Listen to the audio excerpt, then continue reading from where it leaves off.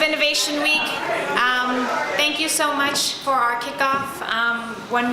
This is obviously a continuation of our Inclusive Innovation Roadmap that we launched last fall, which is our strategic plan, 6 different focus areas, over 100 different actions that came out of the Inclusive Innovation Roadmap. Thanks to many of you here for making that happen. One of the main things that we learned from the Inclusive Innovation Roadmap was that Pittsburgh, in our humble self, does some amazing, innovative things day in and day out, but we don't do a very good job in celebrating and promoting our innovations and our achievements. So one of the things that we wanted to do is to do a celebration, to do all the great things that we wanted to do. So just a little bit about the Inclusive Innovation Roadmap.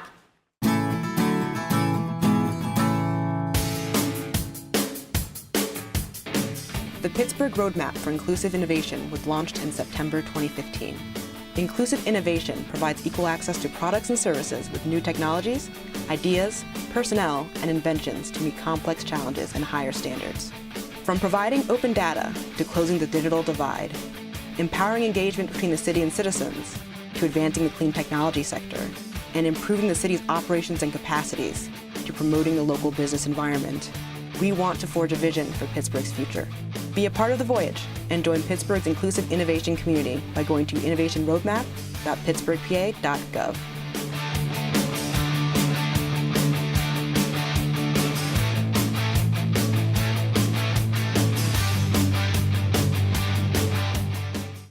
We're going to be playing this video throughout, but I also want to especially acknowledge Tara Matthews for being the voice of Inclusive Innovation Roadmap. Where is she? Tara in the back. She's the voice.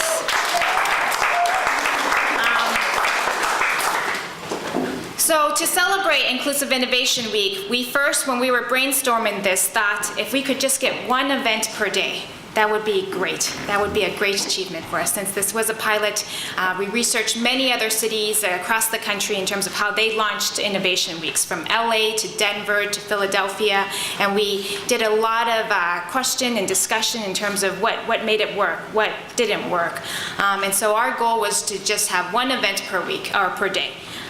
Today, as I stand here before you, we have over 60 events slated throughout the week with 45 different organizations partnered across 13 different neighborhoods. Many of them are free. Many of them have never been part of this innovation so-called community. Many of them are geared towards children, makers, senior citizens, entrepreneurs of all sorts. So it's a huge credit. Thank you so much for making this achievement. And as we kick off today, this could not have happened without our fearless leader, Mayor William Peduto. Thank you, Chief. Before I say any remarks, I just want to take a moment. It was 7 years ago this morning that we lost 3 officers, Officer Sholo, Officer Maley, and Officer Kelly, and I just ask everyone to just take a moment and just to say a prayer.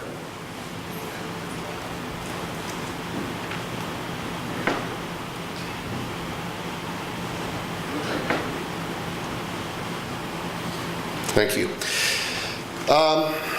Chief Lamb's right. There's not another city doing this.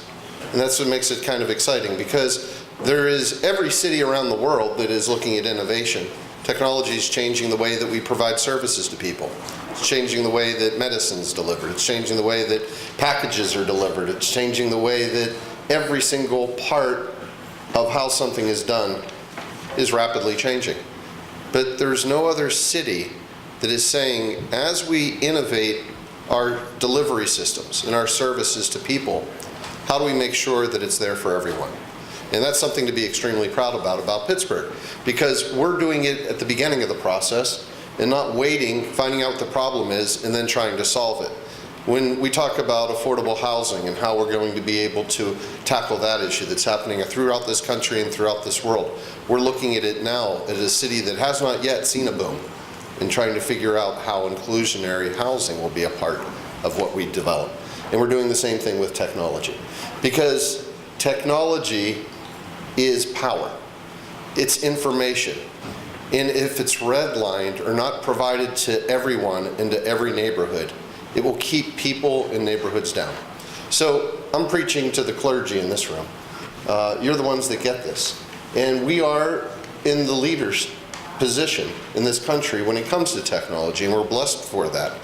But we're one of the few that understands that it has to be something that's there for all. We have a team down in DC today that is working on the Smart Cities Challenge and meeting with the DOT folks. One of the big add-ons that we're adding into this is not mobility based upon how you can get in a vehicle or walk or bike or take public transit.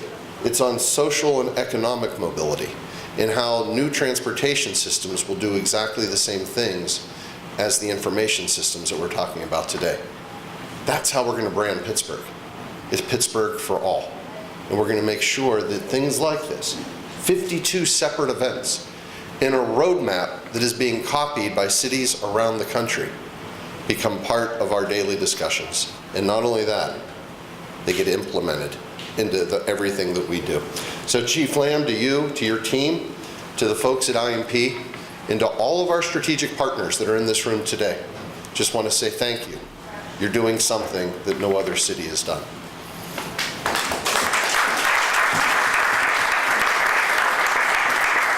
And as you sit in this venue today, Smallman represents a really great, innovative space.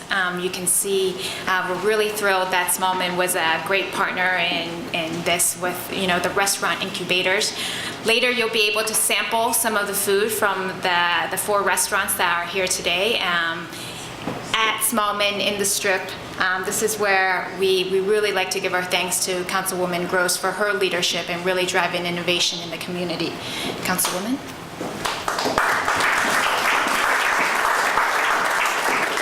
Wonderful. I'm so glad to be here, and I'm so glad that all of you are here as well.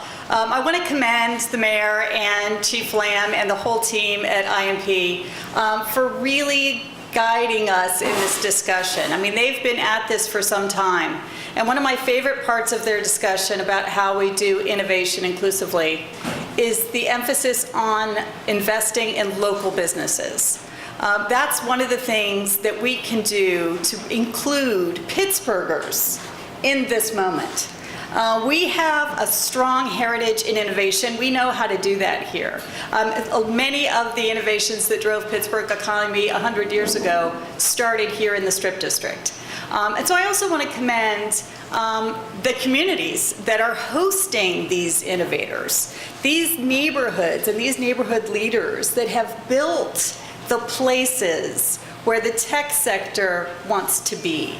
And that goes hand in hand. We kind of had a struggle for a while in Pittsburgh. Well, should we invest just in manufacturing or should we invest just in livable places? We didn't call it livable places at the time, but that's kind of what we were talking about, cafes and public spaces.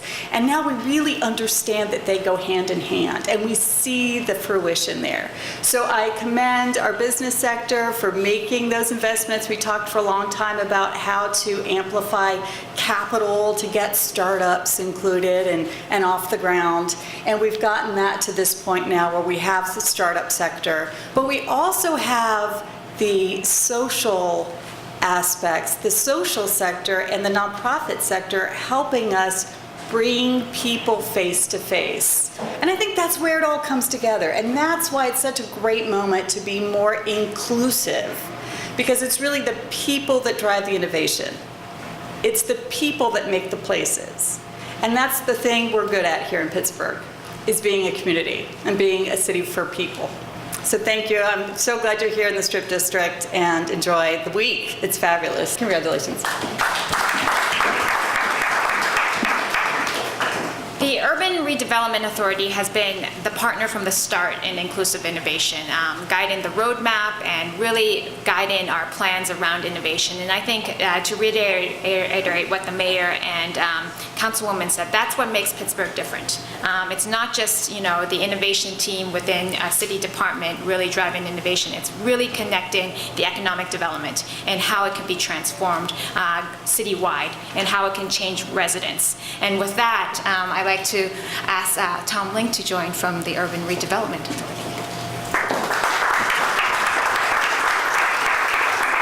Good morning, everybody. Thank you, Mayor. Thank you, Councilwoman Gross. Just to echo, I want to congratulate everybody for the work to bring this week together. I know it's a tremendous week. I think the Mayor referenced over 50 events, meetups. I was talking to Rich, I can't see him now, but the event tonight over at Alpha Lab, Gene Case, which I'm really looking forward to, workshops, meetups, etc. But I want to congratulate the Mayor, not just on the roadmap this week, the success with the Smart Cities application, everything, but with his team. Chief Lamb and her team, fantastic work. Chief McDonald-Roberts, fantastic work. Folks on my team, Jennifer can't be here because she's so busy. She really did create Steel City Code Fest, and she's carried it through for 4 years. Darren's here. Brittany, who's an intern at the URA, has done amazing work even to do this event. So just to congratulate everybody on this, everything that's happened. Chief Ackland, who's of course Chief of Staff, the chair of our board. People are not only dedicated to working hard, but are professionals who can execute a vision and can evolve and can listen. I think they carry Pittsburgh to places that the Mayor has a vision for, and so articulately spoke to today.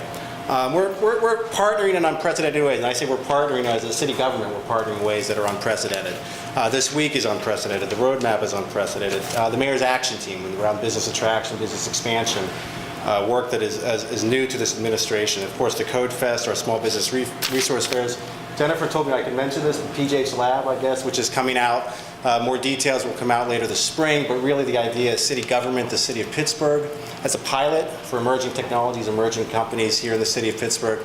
Again, unprecedented, and it's a really fantastic work, and these types of things will just happen by talking about it, by professionals in city government who are able to pull these forward. Again, to recognize Smallman Galley, this is the councilman mentioned it, but Smallman Galley is a URA borrower. One of our kind of key roles is providing capital to small businesses throughout the city. Smallman Galley is one of those.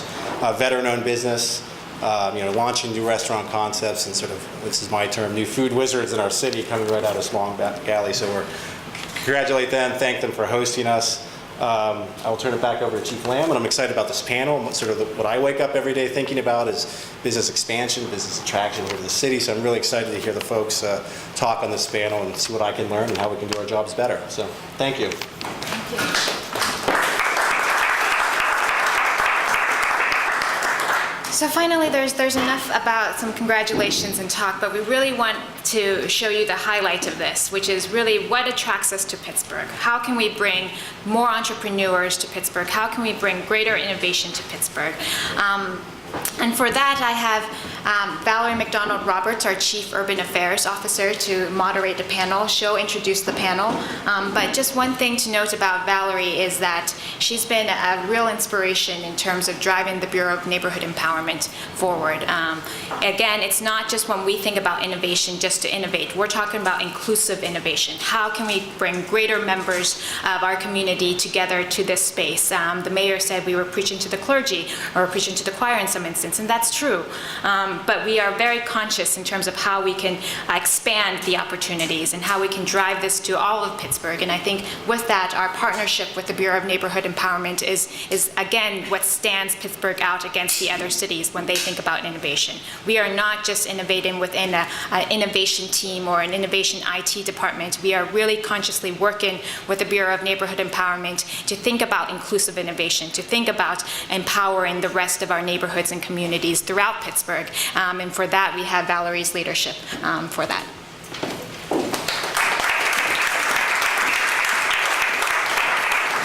Thank you all. Thank you all for coming. And again, Deborah stole my thunder. I mean, I'll just say ditto. It is about empowerment of the entire communities throughout Pittsburgh. And to the mayor's credit, when he started his administration in 2014, there was a conscientious overlay to his decisions as far as who's going to do what in his administration, is to make sure that his administration represented what he would like to see Pittsburgh look like. And that means in diversity, in terms of different experiences, talents, backgrounds, etc. So I applaud the mayor for this, and again, and I have to thank Chief Deborah Lamb for a yeoman's job as far as building an actual INP culture. I have to thank Kevin Ackland, who is Chief of Staff and Chief Development Officer, because he's pulled many of the authorities together. He's basically worked with the mayor to pull us all on one page, not we keep using that word silos, that's the mayor's jargon, but silos. We're just about done with these silos, and now it's time to pull it all together and make innovation work throughout our communities. So I'm very proud to be able to be part of this, and I thank Deborah Lamb for having me here. Now, without further ado and without more rhetoric, I'm going to introduce the panel speakers. First off, I want to go in order. Okay.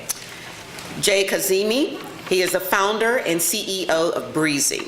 Jay, we have to talk. I'm also chair of the Housing Authority, and they own a ton of high-rises for seniors. Jay is a serial entrepreneur and the founder of Breezy. This innovative UK-based company is pioneering the use of smart analytics to develop personalized touchscreen interfaces for older adults. Breezy has partnered with several large companies, including Samsung, CDW, National Council on Aging, Verizon, British Telecom, and its solution has been deployed in senior living communities, digital inclusion projects run by nonprofits, local governments, UK's National Health Service, and also long-term care facilities for people with early onset of dementia. As I said, Pittsburgh will remain diverse. This mayor, I know he has said this many times, and I'm going to say it again. We will remain a diverse community in Pittsburgh. We are not a monolith, nor will we ever become a monolith. So this is what this is all about, is making sure we never become a monolith. And seniors are part of that diversity.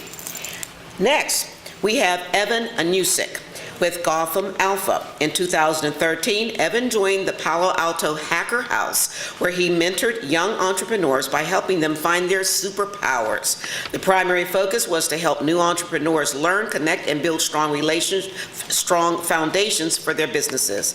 Now, as a principal of Gotham Alpha, he leads development of new opportunities and business strategies for newly invested and acquired assets. Thank you, Evan, for coming to Pittsburgh. Even though he was in California, he is a Johnstown native, so he's regional. Yeah, okay, yeah. Next, we have Amber Stratford. She is the founder of Endorsement. Amber is founder and CEO of Endorsement, a company that helps companies find diverse talent through strategic event sponsorship. She also is the lead for Girl Develop It, Washington, D.C. chapter, a nonprofit offering affordable web development classes for women. Amber is a Bachelor of Marketing. I was going to change it, and I'm like, no, she wanted it this way. I'm going to read it just like that. Amber is a Bachelor of Marketing, a Master of Information Technology, and a Master of Business Administration. She is a firm believer in STEAM, tech diversity, and taking risks within reason. Thank you, Amber, for coming from D.C. to Pittsburgh. And last but not least, we have Avishai Geller.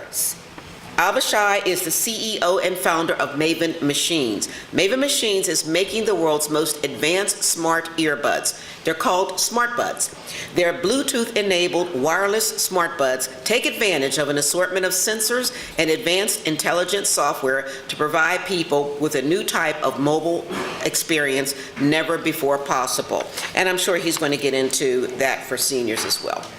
Right? Avishai? I'll need that. So anyway, without further ado, I want to ask the panelists to please come forward so we can have a discussion. Jay, do you want to start? Sure. To talk briefly about Breezy, we are solving a major issue within the healthcare space, which is about engaging seniors with technology. And the reason I say this is because we all sort of appreciate that technology can really transform a senior's life. It can remove the it can remove the isolation through digital communication, keeping in touch with friends and family. It can keep them mentally engaged. And most importantly, it can help them age in place. The problem is, often seniors do not engage with technology. And whilst everyone sort of jumps to the conclusion that it's all about, it's complex, so let's make it simple, we think that there's a bigger elephant in the room, and that's mainly relevance, which often manifests in a very simple statement, which goes something like, I have lived without technology for 85 years, thank you very much, I don't need it. So how do you really address that challenge is really important for us. So what Breezy is doing is it's working on two main areas to really solve that problem. One is we are using technology, and a lot of the smart technologies or analytics, as you mentioned, to personalize a tablet interface for a senior. So when they switch on a tablet, it's highly personalized for them, which takes away this issue of this is some alien technology. You can show grandma a Facebook logo all day long. It doesn't mean a thing to her. You show her a picture of her grandson, that has that instant connection. So how do you personalize at scale? So we are building technologies that allow us to do that. The second is, if you look at the aging population, everyone is approaching that as one homogeneous mix. Whereas it's deeply fragmented based on your digital literacies, based on your cognitive abilities, based on your physical abilities, and they evolve over a period of time as well. So again, what we are doing is using technologies to make sure that interfaces that we build, that personalization that we build, can evolve with an individual. So if they get Parkinson's, there's no point in giving someone with Parkinson's an iPad. They have tremor. But what we are building is a technology that will be able to calibrate a touchscreen tablet for a senior with Parkinson's. So for them, this could mean tap and this could mean swipe. So that's the level to which we are taking this. Now, the reason I'm talking so much about the technology side of Breezy is because it's bordering on machine learning, it's bordering on artificial intelligence, and that I hope sort of gives you an idea of why we are here. Just briefly about the company, I started the company 5 years ago in London.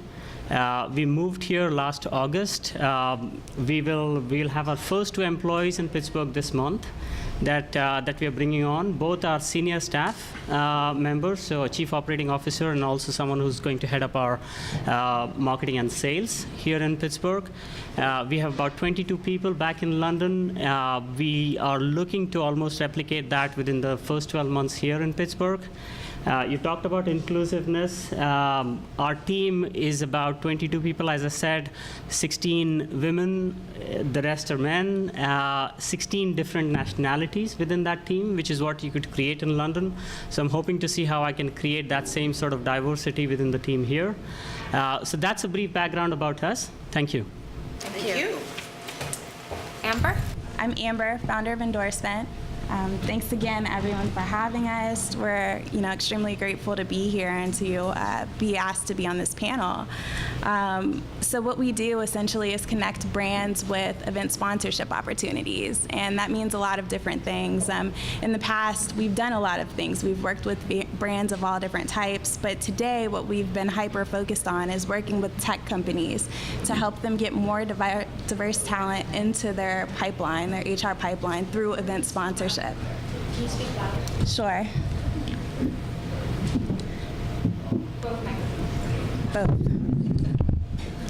So what we've been hyper-focused on is working with tech companies to help get more diverse talent into the workplace.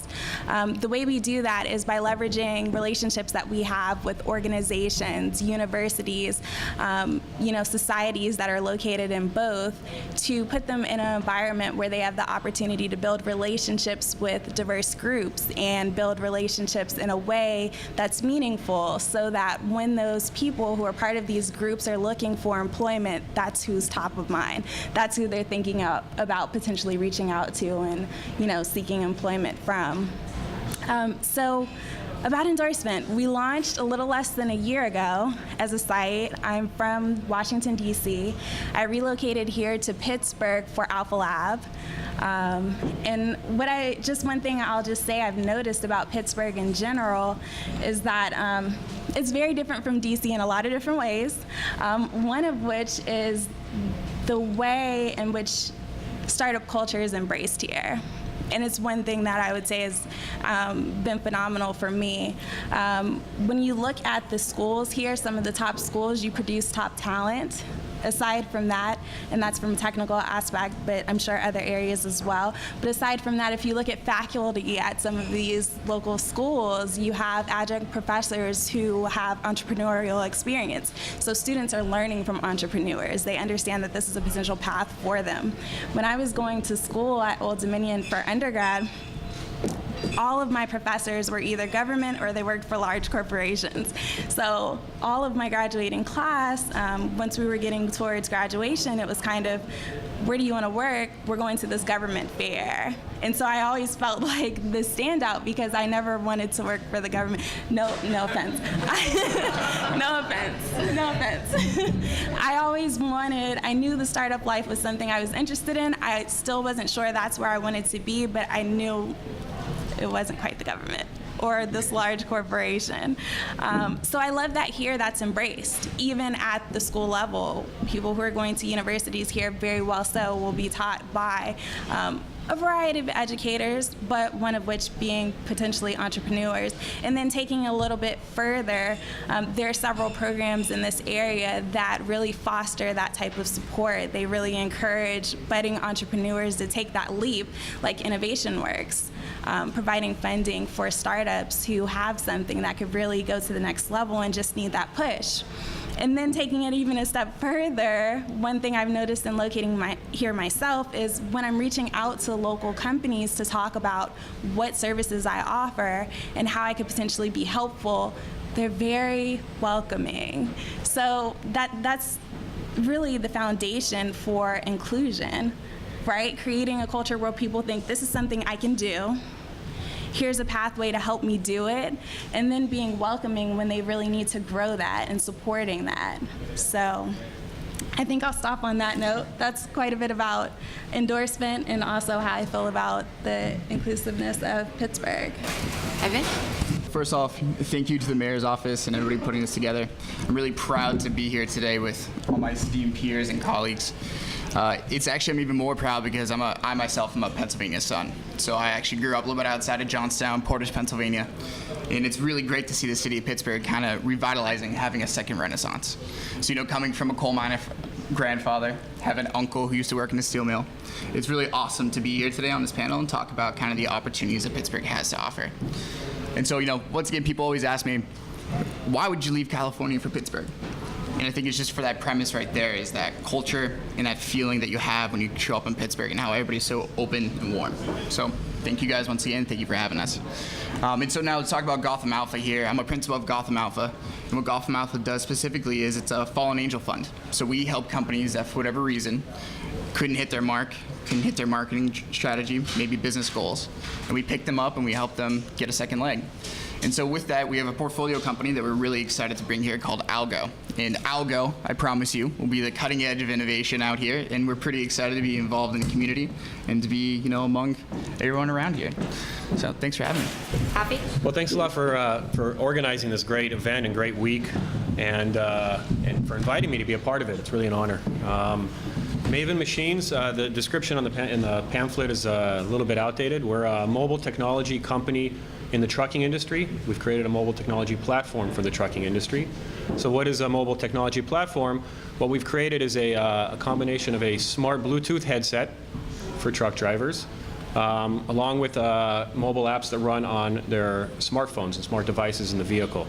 The smart Bluetooth headset has a bunch of sensors inside of it and a lot of algorithms that are running on the phone as well as the headset, and we can monitor drivers for fatigue and distraction while they're driving, alert them in case of a dangerous situation, and then also a lot of the data goes up to a cloud platform for a fleet manager and safety manager at the trucking companies. So now why trucking? So the trucking industry is a wonderful industry. There's 3.5 million big rig truck drivers on the road today.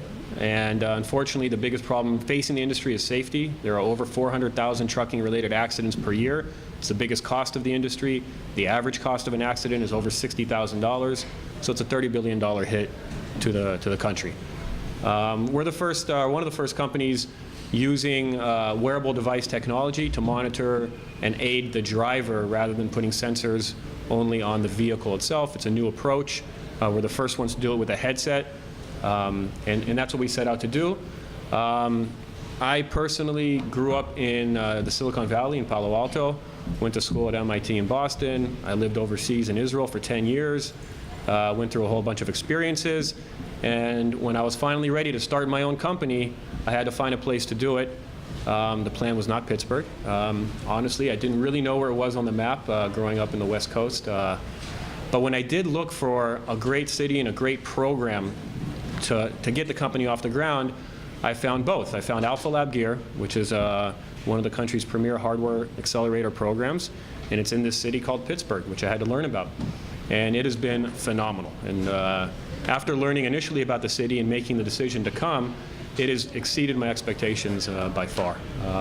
Everything that my colleagues here have talked about, it's very inclusive, it's very open, it's got a wonderful culture with wonderful people, a great foundation with the universities and programs like Innovation Works and Alpha Lab Gear. And I showed up by myself with an idea and a year and a half ago, and now we're a team of 9 people and growing, and we're doing well. So it's been phenomenal, and I'm very pleased. The first question I would have for you is, when you arrived in Pittsburgh from DC, from Johnstown, by way of Palo Alto, from the UK, from London, when you came here, did you have any impression on how to work with government, to how to work with governmental agencies and entities, or was that even on your radar? And if not, should it be, and how can you work more collaboratively? We had 2 elected, we still have Councilwoman Gross here, who's very involved in her district. She represents Shadyside. Many of your constituents probably either live, work, or affiliated with Shadyside. So tell me, what was your experience in working with government? Was it on your radar?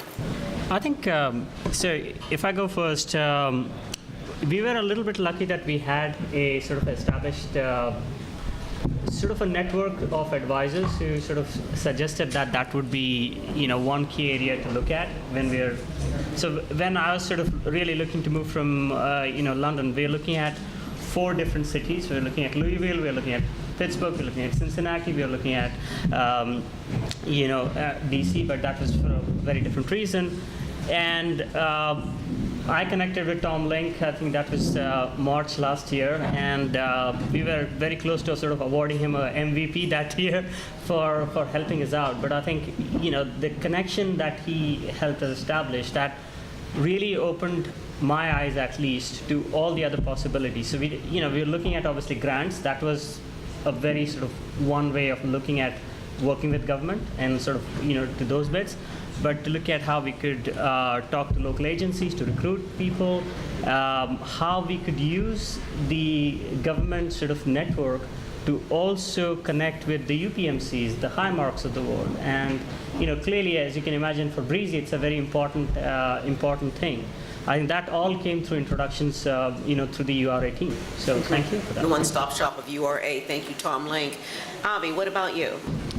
Yeah, so I have no experience before here working with the government in any way really, and wasn't something I was looking for until I found Alpha Lab Gear and realized the connection between Innovation Works and the Ben Franklin Fund, and it's kind of a quasi-governmental yet really a free market approach, and they invest money in startups to try to grow companies in Pittsburgh. And I said, that's great.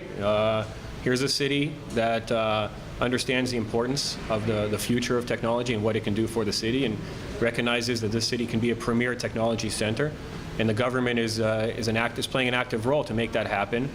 And then I can be a part of that and try to build a startup company with that initial assistance. So it's been great, and I think it's a great model. Okay, Amber. Not initially, but I have to, agree a lot with... If everyone could try to speak up. Oh. Sorry about the acoustics, but just, again, I can hit you with some chips. Initially it wasn't, but I have to agree with a lot of what Avi said. That's since changed. In working with tech companies on their workplace diversity, something I found through a mentor is that banking institutions are trying to do something similar. The government also obviously has efforts for diversity as well, and so lately it has been something. And ironically, just 1 or 2 weeks ago, there was a Contracts for Women conference going on, and I attended that as well. I'm glad you did. Thank you very much.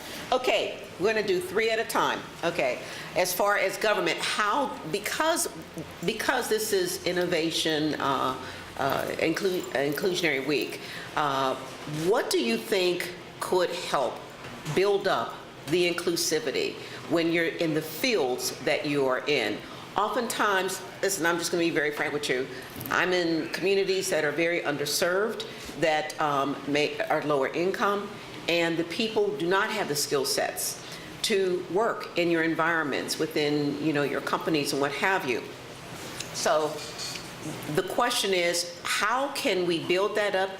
And if the skill sets are not there, how can you connect with underserved communities? In what capacity? Evan, we're going to come to you first. That's a really great question. So how we ended up in Pittsburgh in the first place, we went from Dallas, Austin, Chicago, Seattle. We checked out all the local spots. And when I ended up here in Pittsburgh over Thanksgiving, what was very clear is a very strong foundation for innovation here. And by that, what I mean is you can feel the acceptance. That's kind of the very first start of any community to start, helping entrepreneurs, is accepting them. And the second step in my mind would be then to have programs that help them at least take another foothold or mitigate the risk. For example, like you mentioned, in lower income opportunities, obviously, the situation might end up being that you might not have the leap or barrier. For you, that $50, $100 could be a week of food, a month of food. Somebody else is a completely different story. And so starting with very strong programs, just like Tom has showed great generosity towards our network ourselves, where one email helped get us connected to everybody. Things like that are really kind of the beginning kernels of really building a community around it. Okay, great. Amber. I'd agree with that. I think that so from my experience in the DC area, I worked in tech for maybe about 9 years, and one thing I was frustrated with is how few females worked in many of my workplaces. And so what I did was I brought the local Girl Development chapter there to help train more women on tech skills and how to potentially place them in local companies that we had relationships with. And that's really the foundation for where endorsement is today.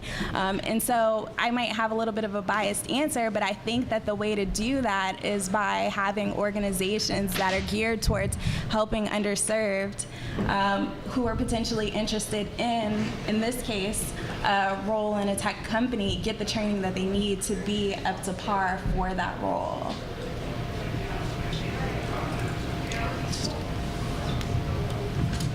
So I think the work you do with Keystone Innovation Zones, that I think is brilliant in terms of getting to work with local neighborhoods. I think one more thing, and I'm realizing this so I've been here since August, and I'm realizing this every month, is yes, there is the talent from Carnegie Mellon, yes, there is the talent from Pittsburgh. But I think there is more than that we can talk about with respect to Pittsburgh. So when I'm talking to people, I'm looking at hiring potential candidates, finding the work ethic, just the culture, the values. You can sort of talk to people and understand that you can actually build a team around these individuals. I think that is irrespective of skill sets. I think that's that just comes with the city in a way, and I think it's a city of neighborhoods. It's very obvious to me now.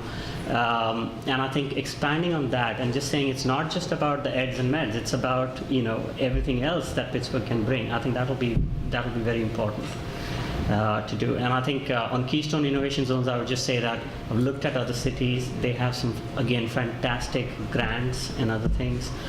If that can be expanded a bit more, I think that will help entrepreneurs to locate. We are in Oakland now, clearly for the Keystone Innovation Zone as a KIZ, but again, I think if we can do more on that. Okay, thank you. And we do have a number of organizations here, particularly Bidwell Training Center, Manchester Craftsman's Guild, and particularly to connect Amber. If you haven't met him, you need to introduce one another, each other, because again, when we talk about labor resources, diversity, et cetera, particularly in the STEAM field, et cetera, they have decades of success in terms of producing individuals, graduating individuals with the type of skills that you may be a connection with. Okay. Also, because again, we're back to government, how can we be more effective How can we be more effective? I mean, we have Deborah Lamb, we have the IMP department, but how can we even step that up even more to make even better inroads? And I'm going to start with Evan. Evan, now I'm going to start with Evan again. So yeah, once again, you know, I'm a big proponent of starting at the base ground roots level. And so there's actually a gentleman here, Mark Mussolino in the back, who runs Rev Oakland. And we've had frequent conversations about this, kind of exploring these kind of concepts. And I think it starts with obviously recruiting really strong people to help influence on the very nuts, the bricks of the community. So helping to get, you know, a person, an advocate in every community, and helping to engage with them and teach them and educate them and help them work through things like basic things like learning how to do accounting, learning, you know, basic good housekeeping, good operational skills, things in program structure like that, not necessarily even run by the government itself, but obviously incorporated in from the government. It's a great thought. Avi? Not quite.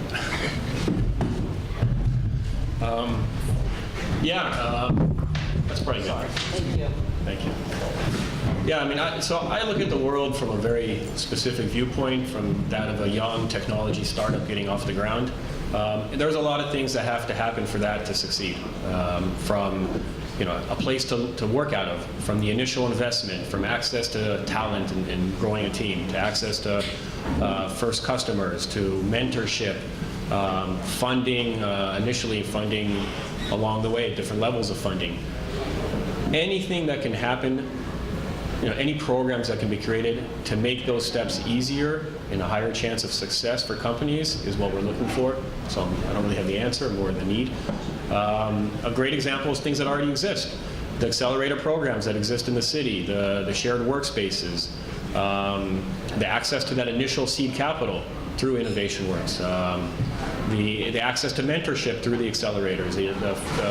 There's Alpha Lab Gear is a 10,000 square foot space. That's all open space. There's events going on there all the time. And that kind of thing has helped me a lot along the way to get to where we are now. And where we are as a company, we've raised a good amount of angel investment, and we have our first customers and our first product, and our team is strong.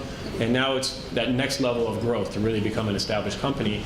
Well, it'd be great if there was more help available. The access to venture capital, larger investments, is lacking in the city. The KIZ zones is great. More programs to help find office space, things like that are kind of on our mind at this point. So I guess from our point of view, that would help. Okay. Thank you. Jay, would you comment a little bit?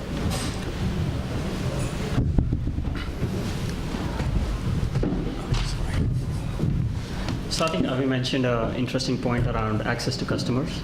And I think, again, Pittsburgh has this sort of incredible network, right, with the pro startup sort of government, with the educational institutions, the startup culture, but also large corporates. So I think, just to give you an example, when we were looking at Louisville, there was almost a day-long session with all the large corporates.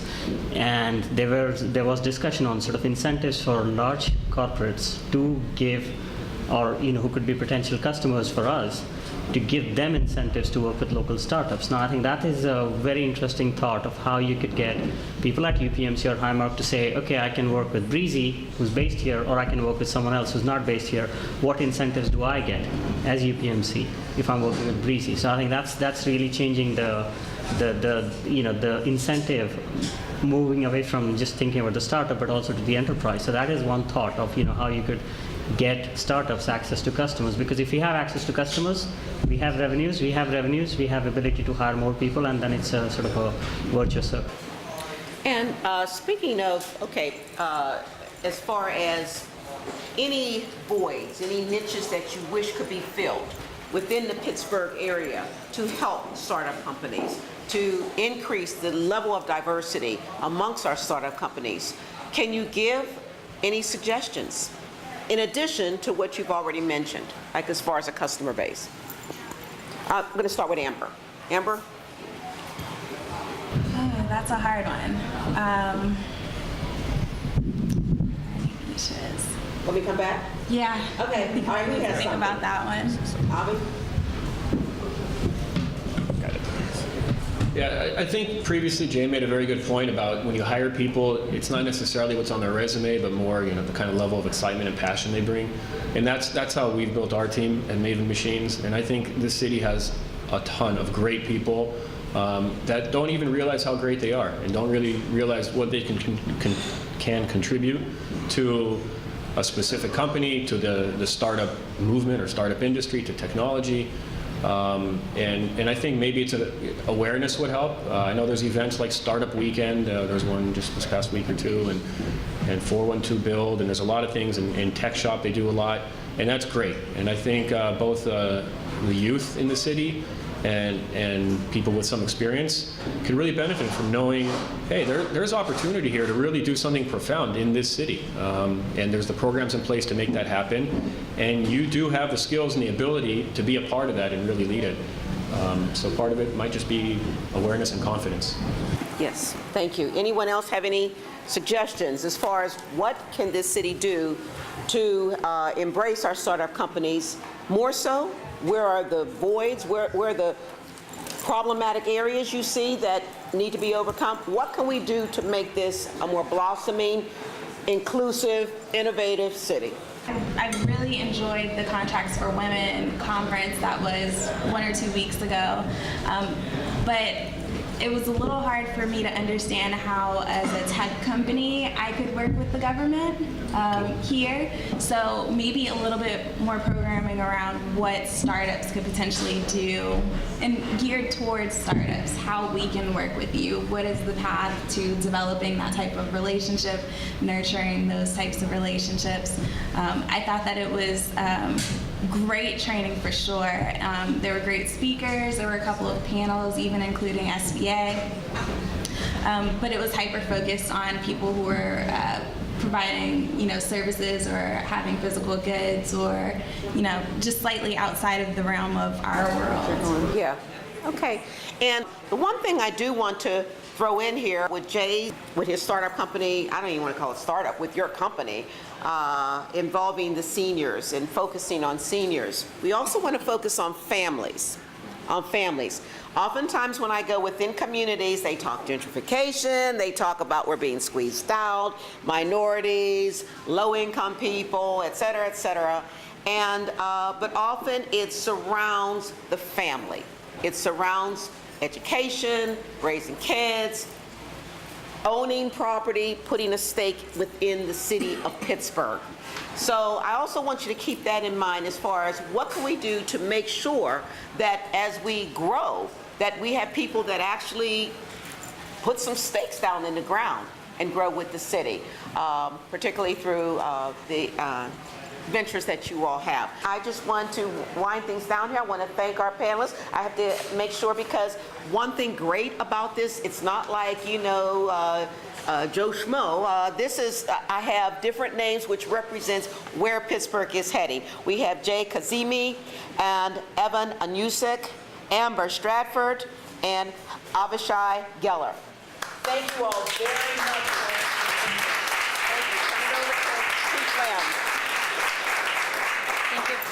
Thank you, Valerie. Thank you, everyone. Like I said, this couldn't have happened without all of your support, so thank you so much. A huge support thanks to Brittany and Lana and Jeff and Tara and a huge slew of other people that have made this happen. So thank you. Like I said, this is just the kickoff for Inclusive Innovation Week. We have a slew of events happening throughout the week. Check out the website, tweet, We Innovate PGH, hashtag.